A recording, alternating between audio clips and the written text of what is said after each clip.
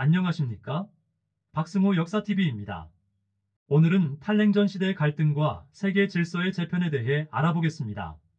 1980년대 중반 소련에서 고르바초프의 개혁개방 정책이 시행된 이후 소련은 물론 동유럽 국가들의 사회주의 체제가 붕괴하였다.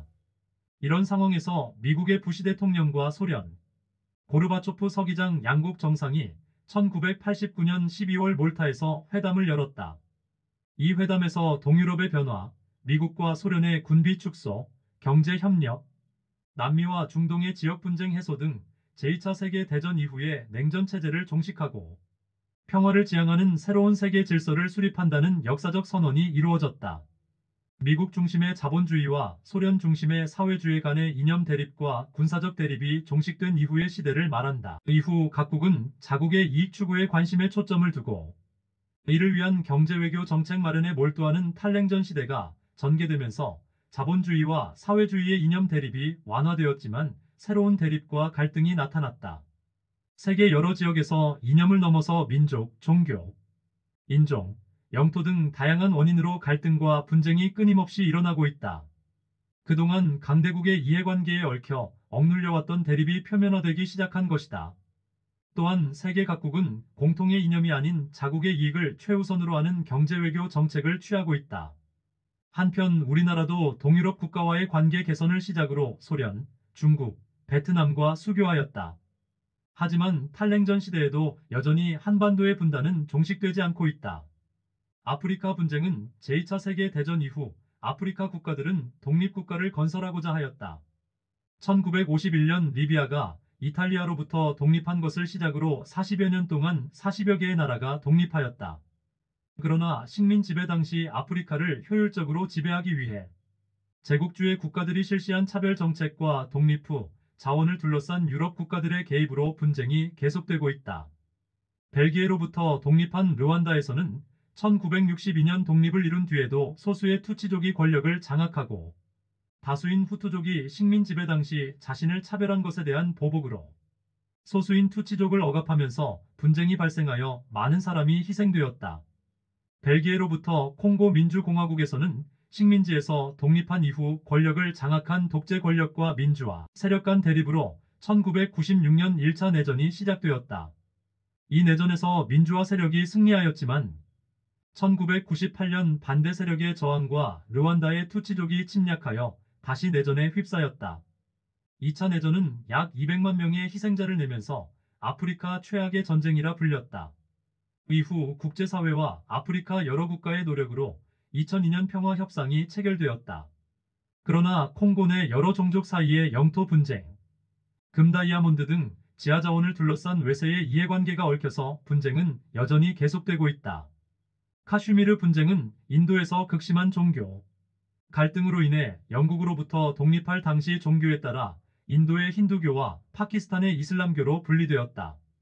그러나 인구 대다수가 이슬람교도로 구성되어 있던 인도의 북부와 파키스탄의 북동부, 중국의 서부와 경계를 이루고 있는 카슈미르를 강제로 인도에 편입시키면서 인도와 파키스탄의 분쟁이 시작되었다.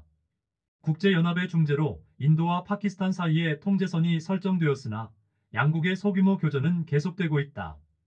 팔레스타인 분쟁은 제1차 세계 대전 중 영국은 중동 지역에서 아랍인과 유대인의 지원을 얻기 위해 양측에게 독립을 약속하는 모순된 정책을 폈다. 영국의 무책임한 태도는 분쟁의 중요한 원인이 되었다. 제1차 세계 대전이 끝나자 유대인은 영국은 벨푸어 선언을 내세워 팔레스타인 지역으로 이주해왔다.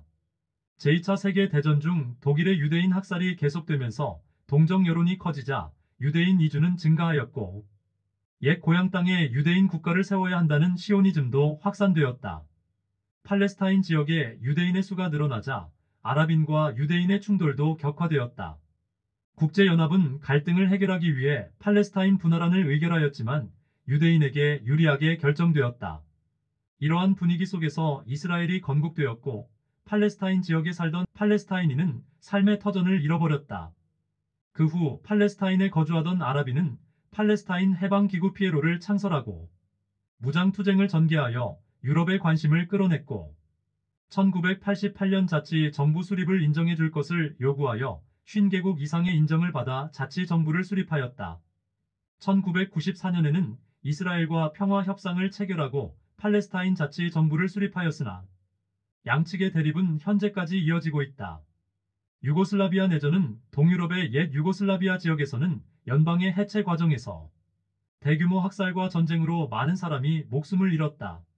내전은 1991년 유고슬라비아 연방군이 슬로베니아와 크로아티아의 독립을 막기 위해 슬로베니아를 침공함으로써 시작되었다.